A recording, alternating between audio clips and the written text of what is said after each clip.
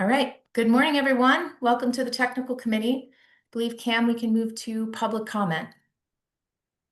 Okay, thank you, Madam Chair. I will give it a second to see if anyone in the attendee section that is a member of the public have any questions or anything to comment. I'll give it 1 second.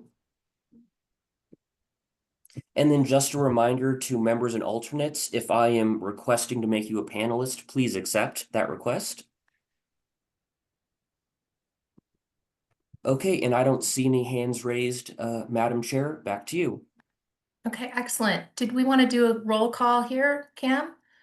Yes, we do. Okay. Okay, so I will just say the names as I see them as they pop up. So I see Susie Strife, the chair. I see Martin Postma. I see Jeff Wong. I see Garrett McDaniel. I Maurice Healy, Gabrielle Rink. And then I also see Shannon Yon, Jonathan Cohn, Eric Wilson, Erica Thorley, Holly Harris, and those are the members I see at this time, Madam Chair. Excellent. And I'm going to pass it first. We're jumping a little bit to Chris to give a brief report on funding, introduce new team members, and procurement news. Thanks, Chris. Thank you, Chair. Good morning, everyone. It's nice to see all of you. Thanks for being here. In Robert's absence, he's on a well-deserved vacation this week. I'm just going to give some brief overviews into what's going on with the program and the team that you might be interested in.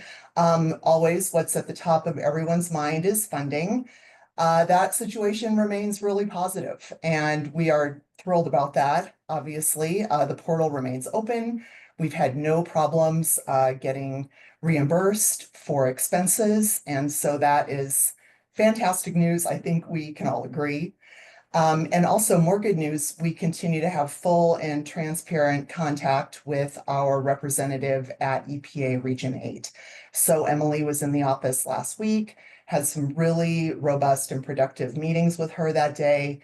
And just good news all around when it comes to our contact with EPA currently, and obviously very optimistic about it continuing that way. I think most exciting, we have some fantastic new team members, and they are all on this meeting today. And I'd like to take just a few minutes to introduce you to our new staff members. First, Andy Berkey is our senior communications specialist, and he has 20 years of experience in comms, marketing, and research. Prior to joining DRCOG, he led communications and research departments in the nonprofit sector. He spent 10 years as a political reporter and ran his own consulting firm. Next, we have Fernando Briones. He works for Mac Prather, and he's the senior LIDAC specialist. Fernando has 2 decades of experience addressing climate change, disaster risk, environmental resilience, public policy, and social vulnerability. Before joining DRCOG, he worked in the environmental studies department at UC Boulder. Devin Reef-Snyder is the senior workforce specialist. She has 10 years of experience in workforce development. Prior to coming to DRCOG, she served as the work-based learning coordinator at the Jeff County Business and Workforce Center. She was also a high school teacher for 10 years prior to that. And lastly, we have Katie Maxted, who is DRCOG's Decarbonization Contracts Lead. She's 7 years of experience with federal grants and contracts, with roles in both project management and project compliance. And interestingly, she's lived in both Australia and Burkina Faso as a Peace Corps volunteer. So please join us in welcoming those new staff members. They are phenomenal, and we're so lucky to have them. So moving on to some general program updates, they mostly focus on procurement, which is the name of the game these days on the decarbonization team. First of all, we selected and the board approved VEIC to implement our innovation pilot program. That's a $6 million contract. The EIC also runs the Tech Clean California Quick Start Grant Program. We are finalizing a selection and recommendation for our incentives and energy advising vendor. DRCOG will soon be releasing an RFP for a low-income program administrator to provide a clearinghouse for home upgrade services and full service, no-cost energy efficiency and beneficial electrification measures. AD Works was awarded $5.2 million for green workforce hubs, and the Building Decarbonization Coalition received $4.5 million for a contractor navigation hub. We signed the contract with Lotus. That's our first signed contract. We are very excited about that big celebration for facilitation of the Building Policy Collaborative and held our kickoff meeting with them last week. We also finished interviewing for the Senior Policy Specialist position, and we're getting set to make an offer there. And lastly, we are in the end stages of finalizing our contract with Karsh Hagen for marketing services. Our kickoff meeting with them is planned for mid-May. And that brings me to the end of that. I know that was a lot, but I really just wanted all of you to have an idea of everything that we're undertaking over here. And we are eyebrow deep in all this and loving it. So. Amazing, Chris. Thank you so much for those great program updates, and welcome new faces to this great group. We're going to move to number 3 on the agenda, the April 1st, 2025 Regional Building Decarbonization Technical Committee Meeting Summary, Attachment A.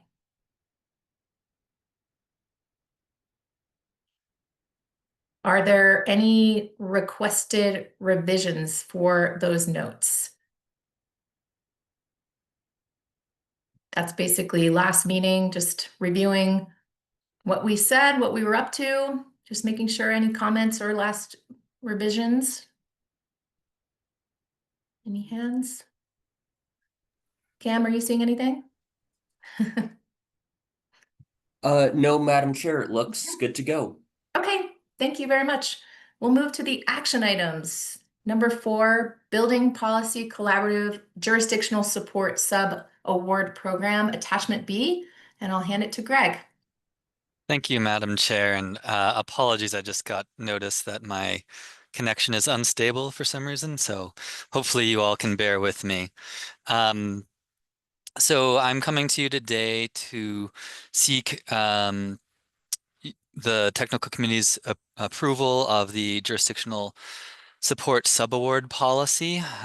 Before we get to that, I wanted to spend a little bit of time to go into that policy with you and the policy document to review that with you all and make sure that we have space for any questions or comments. We do have time set aside as we bring this towards the oversight committee and the full board to make some minor revisions and incorporate feedback prior to doing that.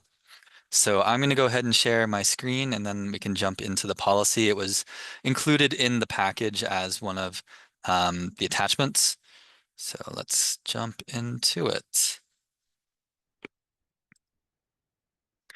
All right, can everyone see my screen right now? Yes, we can. Perfect. Thank you, Cam. So this is the sort of final draft iteration of the building policies collaborative jurisdictional support subaward program. It is roughly about 13 pages long, and as a reminder, the real goal of this program and this policy document is to shape our subawards to our local jurisdictions to support their capacity to implement building decarbonization policies. So this is the vast majority of the money that's been set aside for the Building Policy Collaborative, and it's a $34.8 million in subawards that we're hoping to award in this first round, although we know that we're going to have to run a second round to make sure that we fully disperse all of our funds that we've earmarked for this. So the first section is just a little bit of a background on the subaward program. And the second section is really those goals, which are, again, to really, meet the goals of our overall CPRG grant, and make those or accomplish the greenhouse gas reductions that we really want to see region-wide through policy change at the local level. The policy identifies who's eligible to apply and what the sort of constraints are for applying. We've tried to keep this as broad and open for our jurisdictions as possible. So all 59 jurisdictions in the DRCOG region are eligible to apply. The only sort of asks that we have for receiving the funds is that they identify a representative or designee that will participate in our peer cohort meetings, which we are anticipating kicking off at the end of July or early August of this year. And a letter of commitment signed by a chief elected official or senior administrative official that indicates a commitment towards working on and working towards the implementation of building decarbonization policies. It does not require a formal vote of council, and is not a formal obligation, but a commitment towards working with us in this regional effort on these policies for all of the reasons that we want, regional consistency, and reducing our greenhouse gas emissions. The policy document identifies 6 eligible uses, and we are prioritizing and encouraging all of our jurisdictions to really try to focus on the first eligible use, which is for staff capacity. So we'll go into the actual award amounts at the very end of the document, but the way that the award is structured is, all of our communities were scored and tiered into different maximum award amounts. And that means the jurisdiction is able to put together a proposal up to their maximum award amount spread across any number of these eligible uses. So they are not restricted or limited to just working on one eligible use.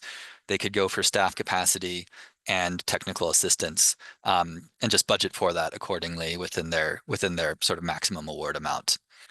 The note here on staff capacity is that the staff capacity is limited to positions that will help with the implementation of building decarbonization policies. Within the sort of confines of our CPRG grant, we need to make sure that what we're funding our local jurisdictions to do is consistent with what we ourselves are being funded to do and what we're being funded to work on. The second eligible use is training and certification. We are in deep conversation with the Energy Office to coordinate sort of what capacities and offerings they have for DRCOG jurisdictions. We are really intending for this to be sort of wraparound certifications, professional development trainings necessary for codes officials and municipal staff to be able to implement their jobs, implement these policies. There are probably going to be, and we're really looking into running some regional trainings with CEO on, the low energy and carbon code, which is coming out, this fall, and/or any code that we would have that goes above and beyond that, as well as sort of other more tailored training opportunities relative to some of the specific policies that we will be exploring, whether that's BPS or otherwise. The third eligible use is permitting and system support. This is really more intended to help some of those back office needs, particularly as some of these policies have more stringent data management and collection requirements that may require expanded capacities within the software systems that our buildings departments are already utilizing. The fourth eligible use is technical assistance. This is probably where we're really encouraging our local jurisdictions to budget for any local analyses and/or research that they need to do. We do have our research budget within the Building Policy Collaborative that's sort of serving the overall, decarbonized DRCOG program. But we're really encouraging sort of local, technical assistance projects to be budgeted for out of the local subawards. And then really the final, built out eligible use is the jurisdiction-led community engagement and coordination efforts. So we do have a community engagement program here as part of our overall building decarbonization program, but we know that all local policy processes require, jurisdiction-led, robust engagement with, stakeholders. We will also be working with our jurisdictions through the BPC, the peer network, to coordinate some of the engagement that may be better done at a regional level with, some of the, home builders or, some of the larger entities that will be operating more region wide. Doesn't make that much sense for everyone to do that individually. So we'll try to coordinate that on behalf of our jurisdictions. And then finally, we have this custom measure, to allow for innovation and any other proposals that folks feel like meet the goals of our grant. We did include here quickly some just clarification about ineligible uses. We've had a lot of people reaching out thinking, talking through and asking about, solar, electric vehicle, weatherization and other infrastructure related projects. That is outside of the bounds of this policy. We're really focusing on building decarbonization policies themselves. Similarly, proposals related to rebates or incentive programs at the local level are also outside of our sub-award program. We're really hoping to cover a lot of that region-wide and do that here in-house at DRCOG as part of the building decarbonization program through the other aspects of the program. So, I know there's more information, we're a little bit out ahead of some of the other programs, but there will be more information coming out over the summer and this fall related to the other programs that DRCOG is running. We know that there's a lot of opportunities and money that will be flowing into our jurisdictions outside of the sub-award program. And so we'll be doing our best to coordinate across the program to make sure that all of our jurisdictions know about all the opportunities for their residents and all of the money that's going to be flowing into their jurisdictions. We are encouraging partnerships. In particular, we are exploring the possibility of encouraging our smaller jurisdictions to kind of partner with some of the larger jurisdictions or their counties to submit an application on their behalf, particularly for jurisdictions that are on contract building departments or would be ripe for a shared staff position. In that situation, we will issue an award to the lead applicant. So for instance, if, Boulder County, submitted an application on behalf of Netherlands and a few of the other jurisdictions, we would issue our award directly to Boulder County. All the administrative and reporting requirements would be, for that award, and then the county would report to us directly on sort of the services that are being provided to the other jurisdictions. And that's how we're hoping to try to alleviate some of the administrative burden on some of the smaller awardees and help sort of help them access this money.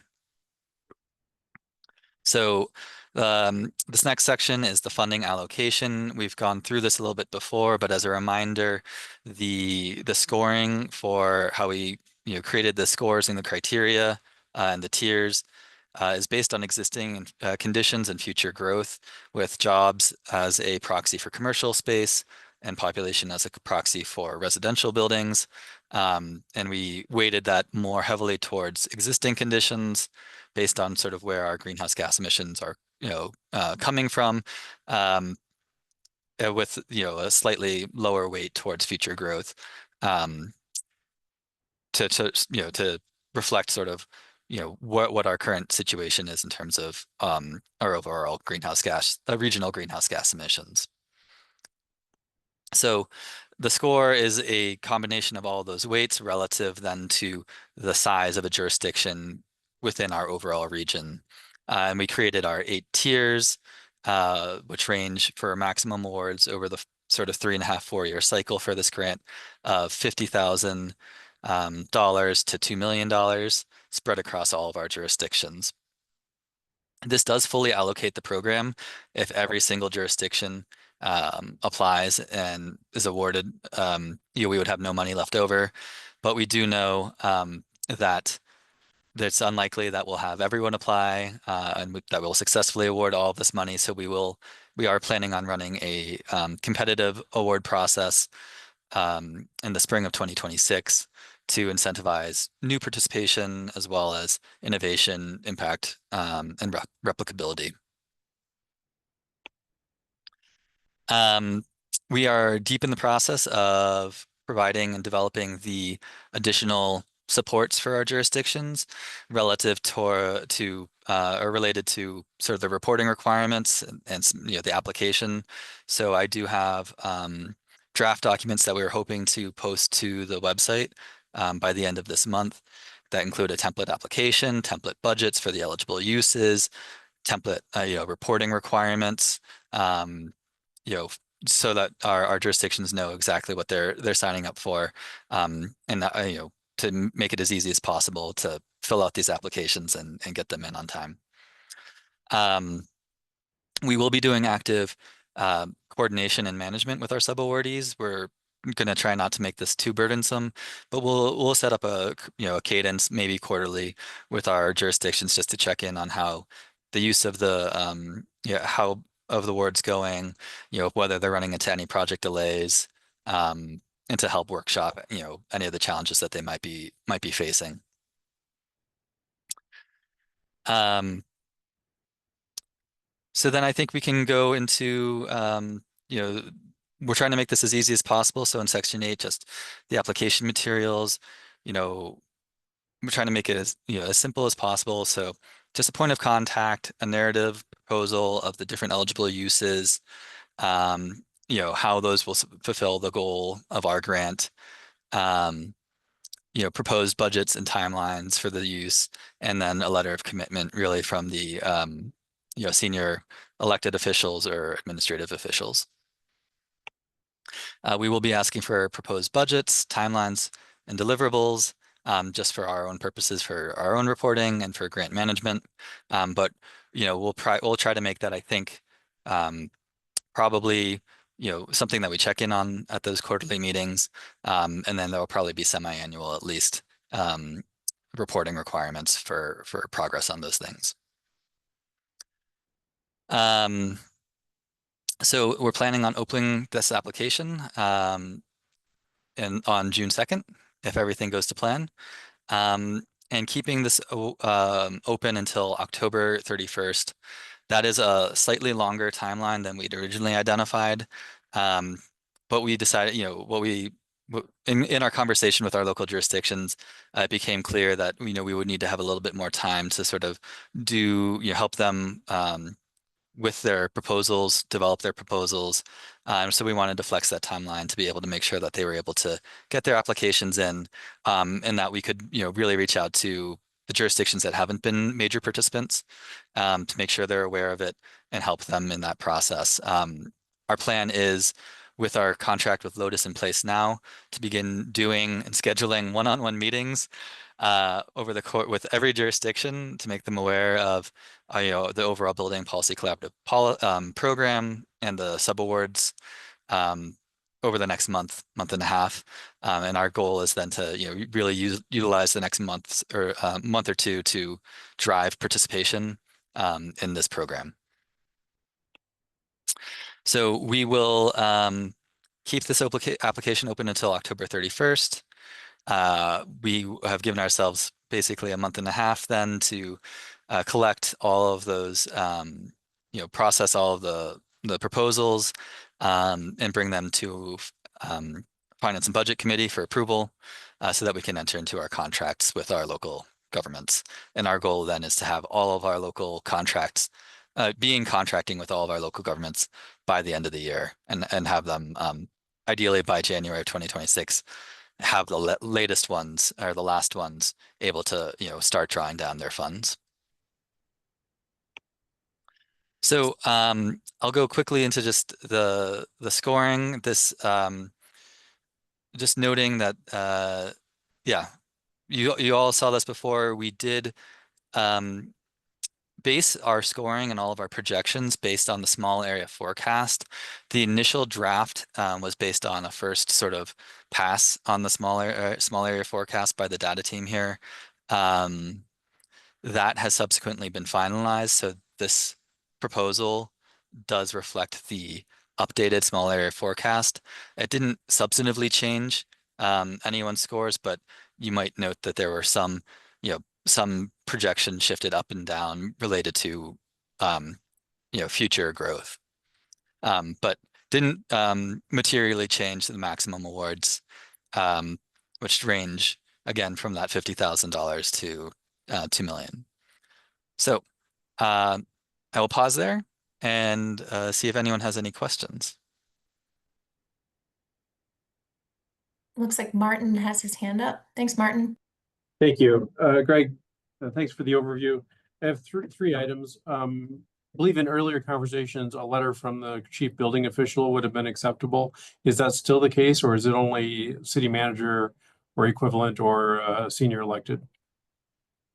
Yeah, we're really hoping to have a city manager or senior elected official sign the letter of intent. Again, it's not a letter of commitment. It's just a letter of intent to explore these policies. But I think based on some of our conversations, we felt like it was important that an important expression of sort of political intent from our jurisdictions. I understand. Thank you.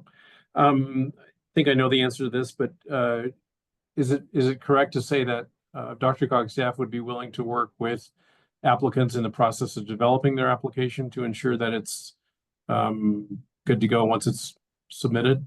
100%. Yep, thank you. And what do you estimate the amount of time after receiving an application to get back to the jurisdiction, the applicant, with a decision? So I anticipate that, I guess it depends on how much we get an onslaught and what the cadence of receiving the applications looks like. But I think tentatively what I've been budgeting for is about a week to two to, from receiving a proposal to reviewing it. Within that first week, getting back to our local jurisdiction about any additional clarifications that we need within that proposal. So basically a 2-week timeline for us to review and work with our jurisdictions to make sure that the proposals meet the confines of this policy. And then given our contracting process, then, we'll be bringing this to any proposals that we deem to meet the criteria of the policy to F&B. So the third Wednesday, I believe, of every month for, approval. And so my plan, our plan is, if we get 10 applications and they, we work with our jurisdictions and they all meet the policy, then we'll come to F&B for approval on one action item with, for all to enter into contract, 10 contracts with our different jurisdictions.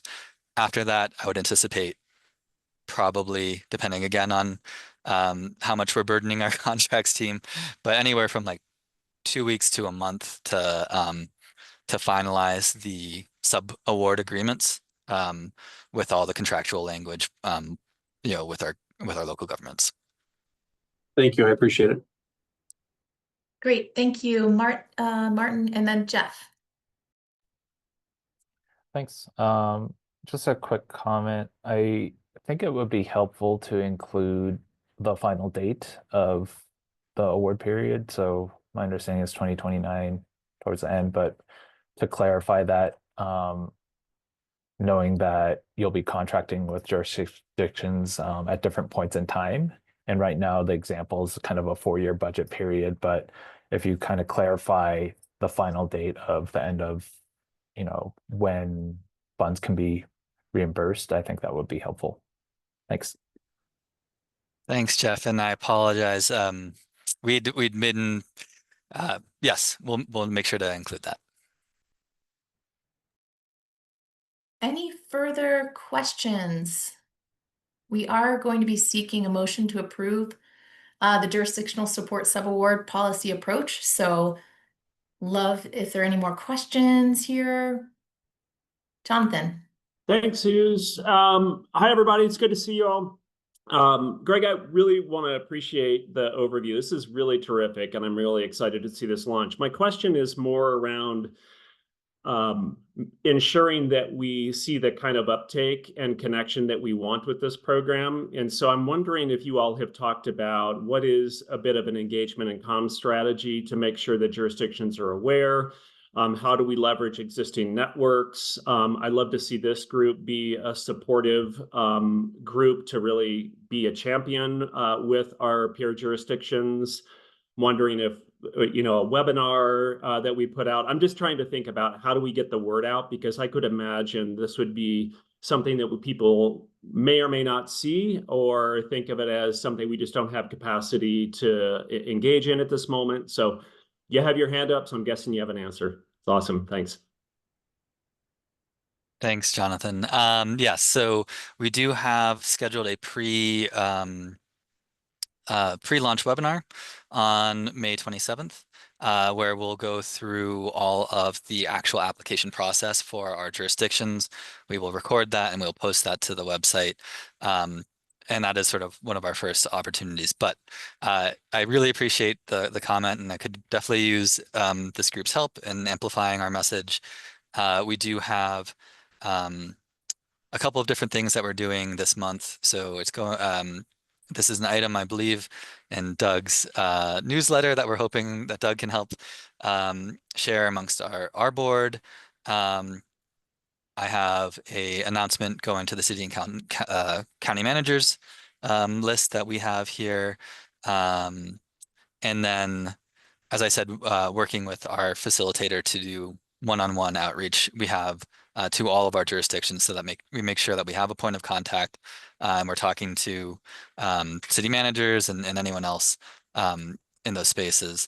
So that's some of the initial stuff that we're planning on doing internally here. But that's also why we flexed our schedule a little bit, because it's been a little bit hard to over-advertise, sort of overcommit ourselves prior to formal adoption of this policy. So really, we're planning on spending a lot of time in June once we have, if this gets through our May meeting, is fully approved, to really spend June to really get out there and make sure everyone knows about that, and knows that we will help you write your applications to fit the policy goals. Thank you, Jonathan. Great question. Martin? Just a quick follow-up, if you wouldn't mind. In the event of eligible organizations building partnerships, will it be required to have IGAs in place along with the application, or can they be formative in just describing what okay. Yeah, no, we're planning, we're not planning on requiring anyone submitting a formalized IGA relative to any collaboration. I think we'll leave that to our local jurisdictions to entrust them to enter into those relationships with each other. As I said, our plan is really to try to ease the administrative burden, to make sure that whoever the lead applicant is submits the application on behalf of the collaborative, and we'll take care of doing all the reporting. So we'll have to know the confines of the collaboration. If it's one FTE split across 4 jurisdictions, then whoever's the lead applicant will have to say, yes, this is the person we hired and they're spending 25% of their time, or whatever the allocation is relative to the participating communities. But that's all we're looking for. Thank you. Fantastic. Any further discussion or questions for Greg? Okay, team, this is where I'm seeking a motion to approve the jurisdictional support subaward policy approach.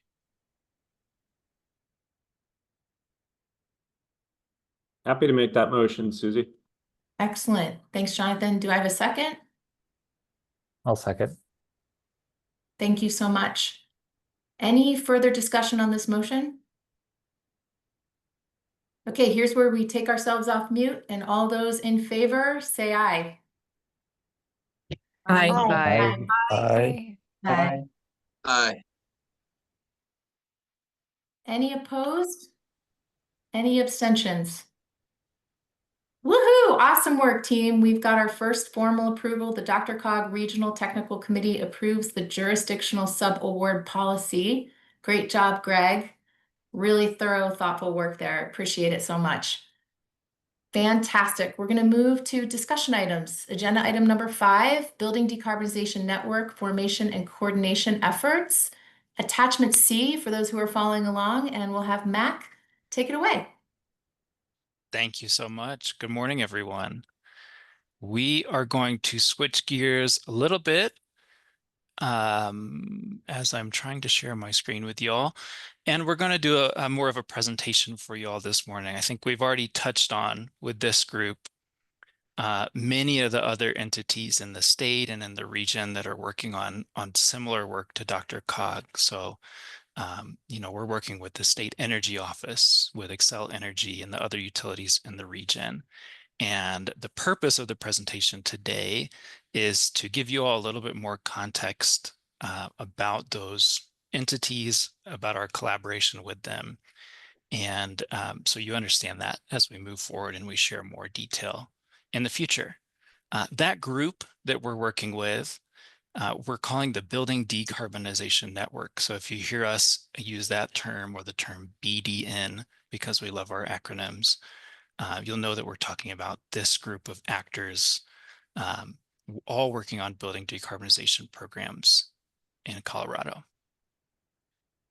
To establish a little bit of a timeline and really speak to kind of why we are feeling that Colorado and the Denver region is a locus of investment and this activity, these type of programs. The first kind of big investment was around November 2023, when the Colorado Energy Office was awarded $140 million from the Inflation Reduction Act for the homes and HER rebate programs. Those, we'll speak a little bit more to those in a minute, but those are essentially equipment rebates for heat pumps and very similar measures that we're working on here at DRCOG. Back in April of last year, the DRCOG team and really the much broader team, many of you and your colleagues helped pull together this application for the Climate Pollution Reduction Grant. And around the same time frame last year, the Collective Clean Energy Fund, which at the time was Colorado Clean Energy Fund, and Rewiring America were awarded pretty significant awards through the EPA's Greenhouse Gas Reduction Fund. In May of that year, Xcel Energy adopted their momentous Clean Heat Plan, which outlined all of the investments around transitioning to cleaner generation and end use in buildings. And of course, in July 2024, we were notified that DRCOG was awarded this $200 million grant that we're working on now. To put it again all in perspective, each one of those groups is working on really a massive program in the region and in the state. And we're not going to go through all of them in great detail, but sufficient to say that this is an incredible amount of money and investment. And there's a lot of efforts that are overlapping, potentially conflicting, and really need to coordinate with each other. So you're familiar with the work that we're leading here at DRCOG. Xcel Energy, through their Clean Heat Plan and their demand side management programs, is also offering pretty substantial rebates for, again, very similar measures, as well as workforce development, similar to what DRCOG is working on. CEO, through their program, again, offering incentives for many of the same appliances and measures. And Rewiring America and Collective Clean Energy Fund are really focused on financing and education, messaging, and other tools to shift the market.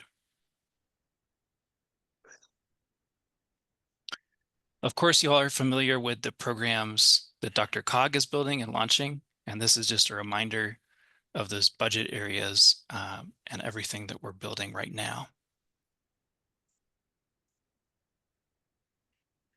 I think most of you are probably very familiar with Excel's Clean Heat and Demand Side Management Plan. But just to speak to it a little further, the programs that are kind of enabled through these dollars and investments are really geared towards energy efficiency as well as beneficial electrification. So changing over end-use appliances from natural gas to all-electric appliances like heat pumps in a way that is beneficial for both the end user and the grid. That investment of $441 million for the Clean Heat Plan is supplemental to Excel's Demand Side Management Plan, which is renewed every several years, and offers rebates and services incentives for those heat pumps and other measures. Again, we're really seeing this emphasis push towards heat pumps, heat pump water heaters, and those types of equipment. The state's programs, which are kind of twofold here, the home energy efficiency rebates and home electrification and appliance rebates. You may hear the terms HER and HERE are incentives for, again, the same type of equipment, efficiency and beneficial electrification. These are funded through the Department of Energy, and there are pathways through these programs for both prescriptive equipment incentives as well as kind of performance-based incentives when a whole building is retrofitted and modeled. These funds are really focused on disproportionately impacted communities and low-income households. And so that's another area where we're coordinating with both the state and Excel. Rewiring America is a national nonprofit. They have a pro bono model where they're offering technical support, offering tools like Colorado's incentive calculator, which is linked in the slides.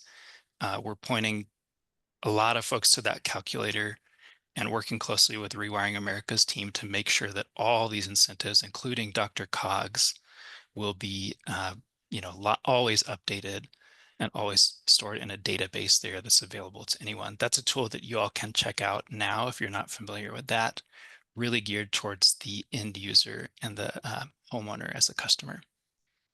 Beyond those tools and education, Rewiring America is also focused on innovative ways to work on market shaping for the region. And we've heard it again and again from their staff that they're very invested in Colorado as a market and as a model, in part because of the challenges here, but also because of all this investment that we have and opportunity. Collective Clean Energy Fund, again, formerly Colorado Clean Energy Fund, now working regionally, is focused on financing, including low-cost financing for energy efficiency measures, beneficial electrification, and rooftop solar. They work with both residential and commercial building owners and offer a lot of contractor support through their programs. Through some of their work at Tri-State, they're also offering on-bill financing, which is an innovative and a really highly needed opportunity to help kind of the typical homeowner or building owner finance some of these improvements on their energy bill. So they're a real leader in that space. We're working closely with them as well. I'm actually going to hand it off to my colleague Clay, who's going to talk about how each of those organizations came together to form this building decarbonization network and kind of the outcomes of that meeting. So Clay, you can take it from here. Awesome. Thanks so much, Mac. Yeah, look at this lovely photo. All these folks, in one room, getting together to discuss solutions and discuss just all our different initiatives, what we have in common, maybe some differences we have. And this was in November. Seems like it was not that long ago, but yeah, we have all of the organizations that Mac just highlighted getting together through the facilitation of Xcel Energy's Partners in Energy program. And the purpose of this meeting was really just to identify the different categories that we should be prioritizing when it comes to, we're talking about potentially $1 billion in funding coming to the, heating and cooling industry for Colorado, with the goal of market transformation. But if we're not doing that thoughtfully and investing those funds thoughtfully, we might do more damage than good and confuse the market, or create too much noise to where, the end user, be that the consumer or the contractor, is overwhelmed and ultimately doesn't reach the end state. So we're going to talk about a few of the different outcomes from this meeting and kind of what we've been doing. We did a lot of journey mapping. If anyone's ever had the opportunity to have someone do real-time illustrating during a meeting, I think this is such a cool concept as someone who doodles during meetings often myself. And these are just some of the, examples, having a one-stop shop, rebates, language services, things like that.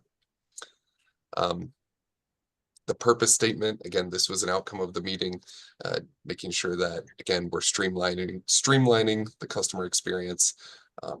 And again, I think I will just add on identifying that the customer could be the consumer, the end user, but a lot of times we also realize that the customer is the contractor.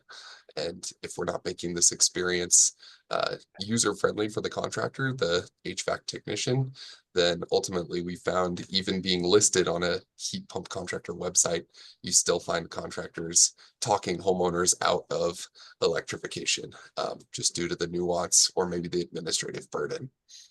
I'll also say that, just to, if we can go back real quick just to make sure that we are all on the same page. Personally, I have included members of CSEF and Xcel Energy on review panels for some of the awards. So, for example, we awarded the Building Decarbonization Coalition the contract for the Contractor Navigation Hub. CSEF and Xcel, I think their contractor networks are going to be significantly impacted by this contractor hub. And we wanted to make sure that they were part of that review panel and are going to continue to be a part of shaping how we treat our contractors and what that experience is like for our HVAC industry. Yeah, we can move on to the next slide. So how do we all get on the same page? Large organizations with a lot of different, decision-making processes is not an easy task. Finding a meeting time alone sometimes can be a challenge. But here are the main identified challenges. We have different geographies that we serve, funding requirements, finding the same message across 5 entities can be a challenge in and of itself. Varying utility costs. There's different utilities within the DRCOG region. And so finding a way to coordinate amongst them. Steve, I think you might be off mute there. Duplicative initiatives. Again, we could create too much noise where, there's the same initiative being built by 2 different organizations, and that can confuse the market and actually push us in the wrong direction. But on the positive side, we do have opportunities. We have the opportunity to be on the same page for a streamlined customer experience, aggregating rebates so that there's not 5 rebates to apply for, but maybe just one slick process, working together to build out individual programs, collaboration, innovation, contractor lists is something that, MAC has made a lot of progress on. Has anyone ever tried to find a registered contractor in their region? In Colorado, there's about 10 lists, right?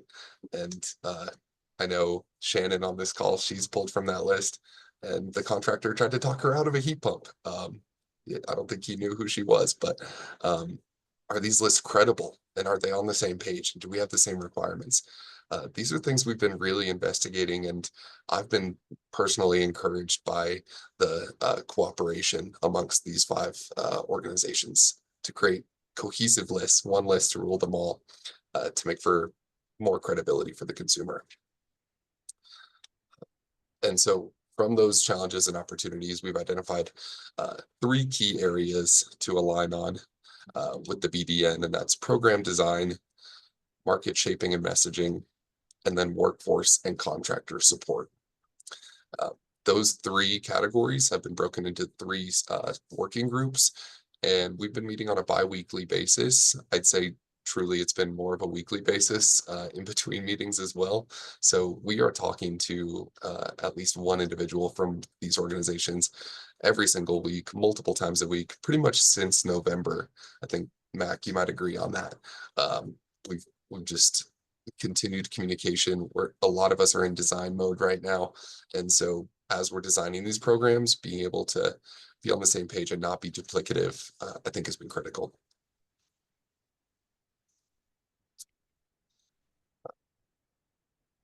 So I'm going to hand it over to Chris to talk about the market shaping and messaging subgroup. Thanks, Clay. So as Clay mentioned, the market shaping and messaging subgroup meets twice a month. And they are really informative and helpful meetings, very constructive way to spend time. The group discusses best practices. We keep one another informed about respective updates at our organizations. And I think really importantly, we talk a lot about how to distill technical information into more accessible language. That's a really valuable exercise with every meeting. We also realize that each entity has slightly different goals, objectives, and constraints. And we also know that inconsistent messaging can often be worse than no messaging at all. So these hours that we spend each month as a group, I think are really a good investment in offsetting confusing or conflicting communications. And I think it's going to be just more important as we go down the road with our respective grants to make sure that we're all working together from a communication standpoint.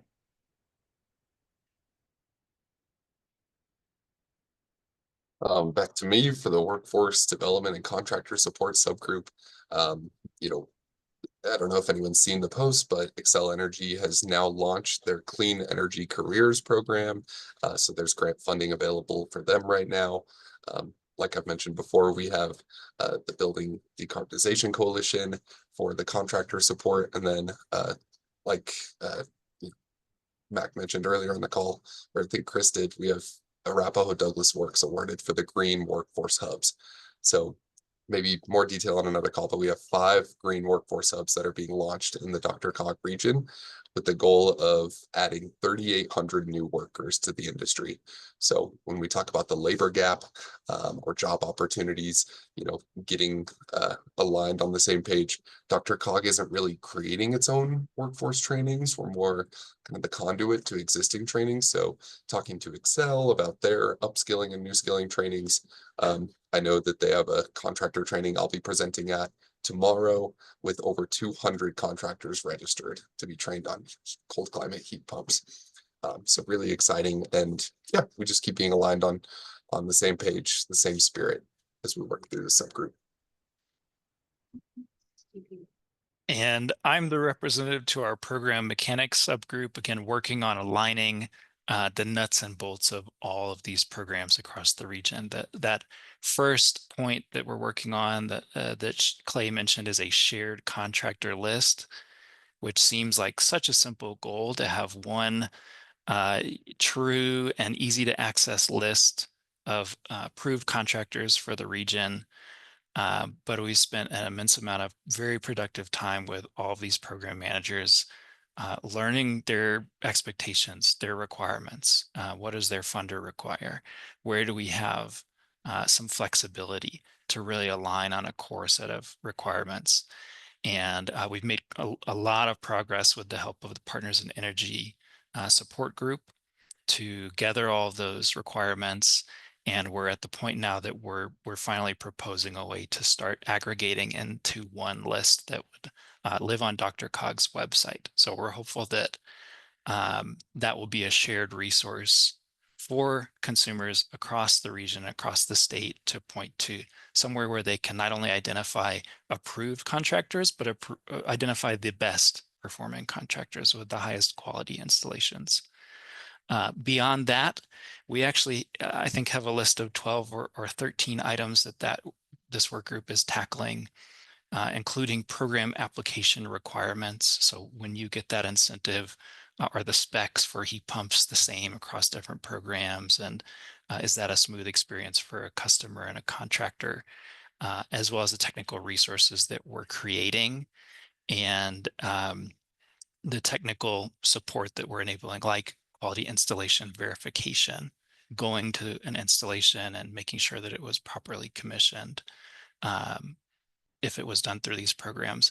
The easy route for all of this is for every program to do its own work. But I think we've found that all of these groups are really bought into the collaboration and see the opportunity to align and reduce the rework. And so we're hopeful that we can start seeing some results of this in the next few months. Moving forward, we'll continue to meet with these groups as we're building our programs and getting vendors on board and getting these things off the ground. We'll be sharing those updates with this group, especially as we have those shared resources and kind of results of all the action here. Ultimately, that North Star is pointing towards making it easier for the customers and the contractors in the region and helping that market transformation. And we're looking forward to an in-person workshop later in May, when some of these folks will be together and in person. So again, here's our contact information, but also happy to take a few minutes for questions. Really hopeful that this is just more context so that this group is understanding kind of the players, the resources, and how we're working to knit things together into one cohesive approach for the state.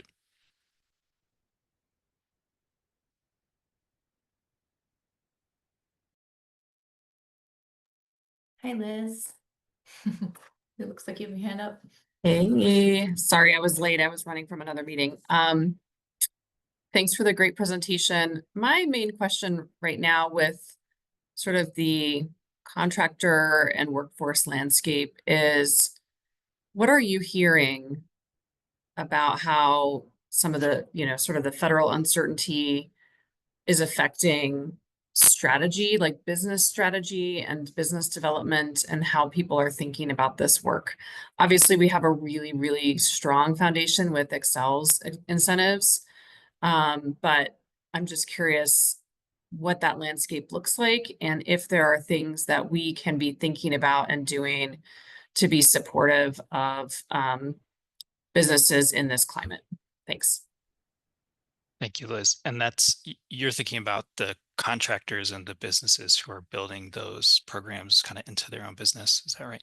Yeah, folks that, whose business model is kind of focused on heat pumps or, folks who haven't been, but we hope that they will, because obviously we need more than just one or two of the leaders in the space. Obviously that's a great start and we want to be there with those folks, but just curious, what's the real word on the ground about how people are feeling about things, just kind of given some of the larger context we're working in. Yeah, thank you for the question. It is critical because any real risk or even perceived risk is something that those contractors and businesses are building into their process. And if there's more risk, that ultimately means that there's more cost for their clients and for the customer and the homeowner. And so that's part of what we're trying to mitigate. I'll tag in Clay for a minute here too, because he's been working with a lot of folks, but I'll just kind of say, I think we've been hearing as usual, that contractors want to be able to count on consistent availability of programs and good communication. We were at the EEBC meeting a couple of weeks ago for their quarterly meeting, and that's the feedback we continue to hear. So we're right now almost finalized with the selection of our incentives and energy advising vendor, and hope to share that with this group very soon. And we'll spend several months getting additional feedback, doing design, and finding the ways that that program can be responsive to those kind of fears and risks. One way that we're really thinking about is beginning to work and develop strong relationships with distributors and folks that are further up in that supply chain, because they are messengers for their customers who are contractors, and can kind of amplify messages, keep people on board. They provide training already, so we'll be working with them. and working with them to access some incentives and promote particular equipment multiplies those effects kind of down the value chain. So that's one like very practical way that we're hoping to mitigate some of those concerns.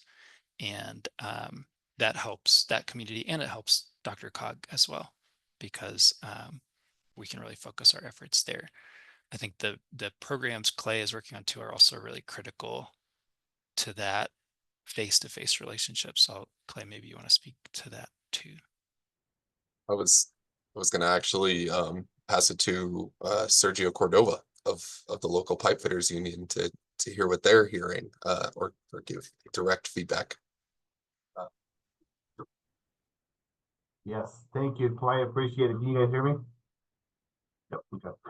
Yeah. So it's through our 5 years of the apprenticeship program, we teach anything from welding, pipe fitting to service. Heat pump, it's a huge part of our training side, as well as hydronics, heat, steam. So we have a very a 5-year program in the apprenticeship. But happy to share that bringing in apprentices, or individuals into this trade has not slowed down at all. I'm happy to share that we currently have 525 apprentices in our program right now. So we're just doing an interview, more interviews here next month, or actually July. The interest in this trade it's huge right now, because just for the month of April, I think we had close to 65 to 70 applicants interested in the apprenticeship program.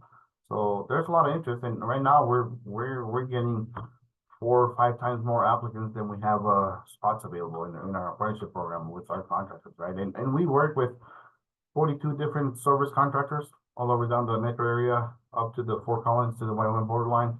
And on the more on the install side, the construction side, we work with around 60 to 70 different mechanical contractors. So there's a lot of interest, there's a lot of work right there. We're bringing in a lot more apprentices. I think this year might be one of our biggest first year classes that we've had in a long time. The market is good, the interest is there. And Sergio, you haven't felt or you haven't heard any feedback from the contractor network about, costs being a barrier or anything with just federal uncertainty as it pertains to, heat pump adoption in the industry? No, I have not heard nothing like that. Nothing, no uncertainty on costs or anything like that. I think we're all just kind of waiting to see what happens, right? It's a day-to-day balance that we're playing right now, but I haven't heard no feedback on anything like that. Yeah, I'll say last thing I'll add to that question, Liz, is I've used the Excel Energy heat pump trainings as kind of a benchmark of market temperature. And when I started at Kaiser 2.5 years ago, I remember there were maybe 70 contractors there, and I'd say 50% of them were pretty iffy on heat pumps, called it a phase, kind of rolled their eyes to most of it. And a year later, the training doubled in size, and those same non-believers, quote unquote, regardless of their own personal beliefs, they were adopting it to their business just strictly from the demand side. They're getting calls from customers. They're wanting to stay relevant in the market. And now we have a training that's almost at 250 contractors. So I think regardless of personal bias or belief, they're seeing the market start to trend this way regardless. And so that's our goal, really, is to accelerate what's already happening, that market transition to where, heat pumps are business as usual. And that's great to hear from our local labor union here that they haven't really felt any of the turbulence. Thank you. Thanks for that great presentation, Matt, Clay, and Chris. Any further discussion or questions? Okay, we've got SL raising hand. Don't know who that is, but feel free to take yourself off mute.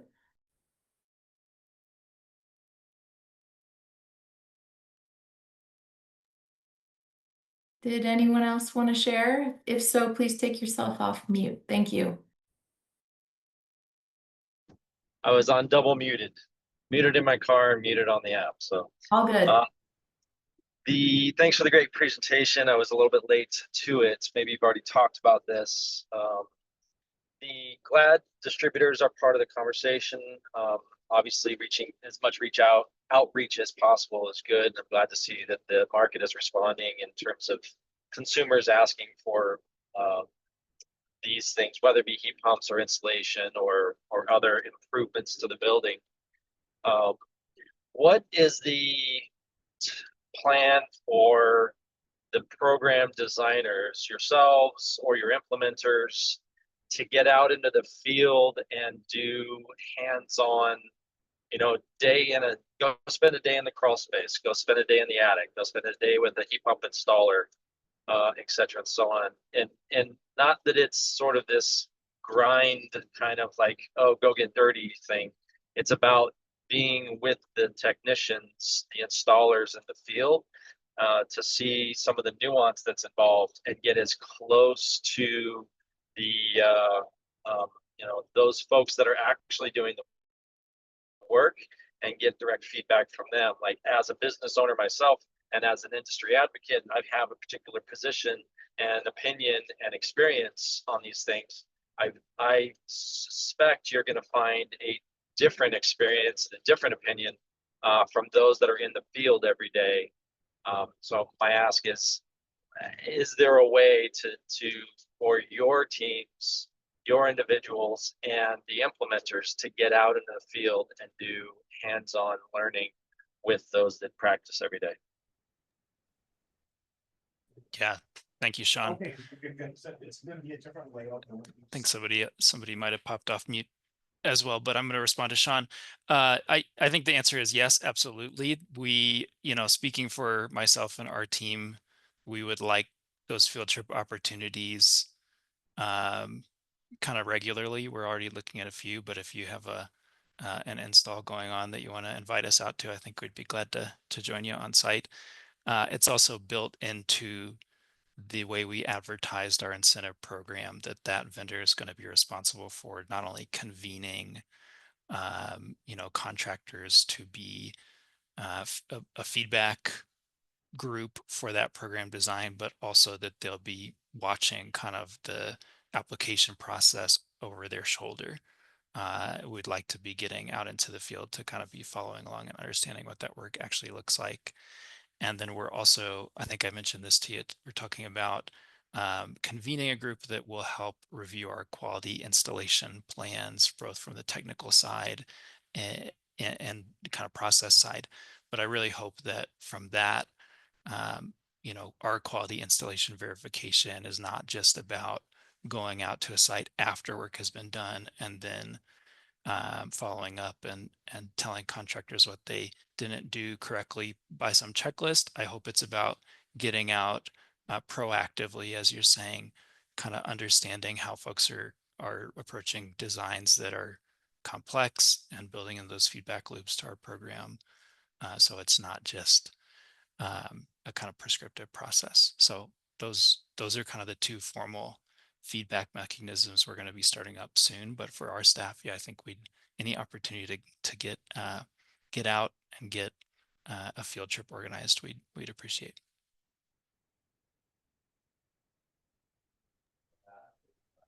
Wonderful. Thank you so much, Sean and Mac. Any other questions or discussion items to bring forward today? All right. Well, we'll move then to administrative items. Again, this is a call number 6, agenda item 6, member comment or other matters.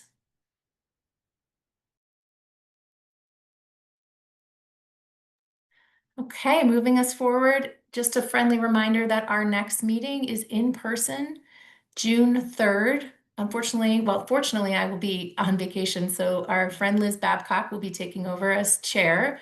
But we're really looking forward to seeing all of you on June 3rd down in Denver. And I want to thank everybody for joining today and fabulous presentations. And we'll close the meeting a little early. How lucky are we? Thanks for everyone's thoughtful insights today. We'll see you soon. Thanks all.